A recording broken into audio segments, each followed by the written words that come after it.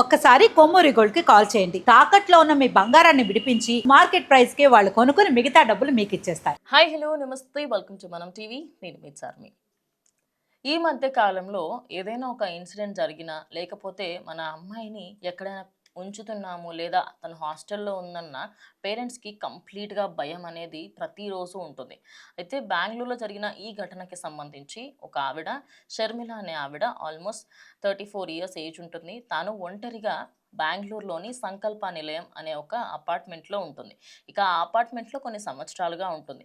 తాను ఒక సాఫ్ట్వేర్ ఉద్యోగి. డైలీ మార్నింగ్ వెళ్ళి ఈవినింగ్ వస్తుంది. అందరూ నార్మల్గానే తనని చూస్తూ ఉండేవాళ్ళు. మంచిగా ఉండేది అమ్మాయి, మాట్లాడేది. కానీ ఒకరోజు సడన్గా తన ఇంట్లో మంటలు చెలరేగాయి.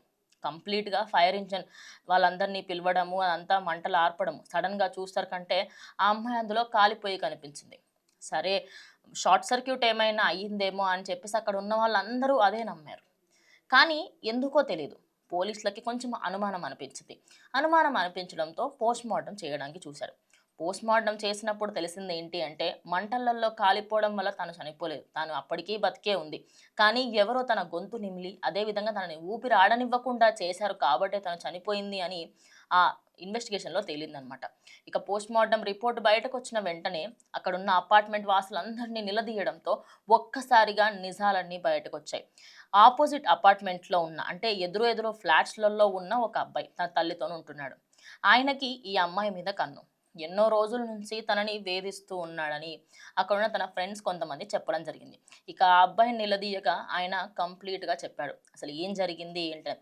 రోజువారీగానే ఆఫీస్ నుంచి ఇంటికి వచ్చిన వెంటనే తన పనులు తను చేసుకుంటూ ఉంటే తన బ్యాక్ డోర్లో నుంచి, స్లైడింగ్ డోర్లో నుంచి లోపలికి వచ్చి, నువ్వు నాతో పడుకోవాలి ఖచ్చితంగా, నువ్వు నాతోని పడుకోకపోతే నేను నిన్ను చంపేస్తాను అని చెప్పి ఆ అమ్మాయిని హింసించాడు. కొట్టాడు, తిట్టాడు. ఆ అమ్మాయి ఒప్పుకోలేదు, గట్టిగా అరిచింది కదా అని చెప్పేసి బయట వాళ్ళకి నా నిజ స్వరూపం బయటపడుతుంది, నా తల్లికి నా గురించి తెలుస్తుంది అని అనుకొని ఆ అమ్మాయిని అక్కడికక్కడే గొంతు నిలిమి చంపేశాడు. చంపేసిన తర్వాత నేను దొరకొద్దు అని చెప్పి ఆ వ్యక్తి ఏం చేశాడంటే, ఆ ఇంట్లో మంటలు చెలరేగేలా ఒక మంట, అంటే ఆయన ఏదైతే మన సిగరెట్ లైటర్స్ అవి ఏవైతే ఉంటాయో వాటితోని అక్కడ మంట మొత్తం పెట్టి ఆ ఇల్లుని మొత్తం కాల్చేశాడు. సో ఇన్ని రోజులు ఆల్మోస్ట్ ఇన్సిడెంట్ అయి చాలానే రోజులైంది. కానీ ఇన్ని రోజుల పాటు అందరూ షార్ట్ సర్క్యూట్ అయిందేమో అని అనుకున్నారు. కానీ మళ్ళీ ఒకసారి పోలీసులు వెళ్ళి ఇన్వెస్టిగేషన్ చేయగా అక్కడ ఒక మంట చెలరేగింది, కానీ అది ఎవరో పెట్టారు అని అప్పుడు తెలిసొచ్చింది. ఈ ఇన్సిడెంట్ తర్వాత ఆయన్నైతే అదుపులోకి తీసుకొని ప్రజెంట్ ఆయన్నైతే జైల్లో పెట్టారు.